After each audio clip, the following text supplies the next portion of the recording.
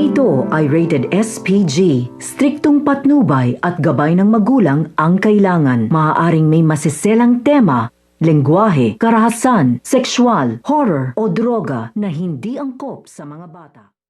So ito nga si Tanggol ay sariwa pa nga dito ang kanyang mga sugat ay mapapalaban nga ito kaagad sa matinding laban at sa matinding suntukan dahil humihingi nga dito ng tulong ang kanyang kaibigan na nanggamot nga sa kanya dahil ito nga daw kanyang anak ay binabastos nga daw dito nga daw sa kanyang lugar ay agad-agad nga nagtungo ito nga si Tanggol kahit sariwa pa nga dito ang kanyang mga sugat. At din nga dito nga ni Tanggol dito nga sa lugar kung saan nga nakita nga niya nakita na binabastos dito ang anak ng kanyang kaibigan ay agad-agad nga niya itong sinugod at nakipagsuntukan nga ito nga si Tanggol upang iligtas niya na dito ang anak ng kanyang kaibigan. At kahit sa diwa pa nga dito ang mga sugat ito nga ni Tanggol ay hindi na niya ito ininda upang mailigtas nga na niya dito ang kaibigan ng kanyang anak.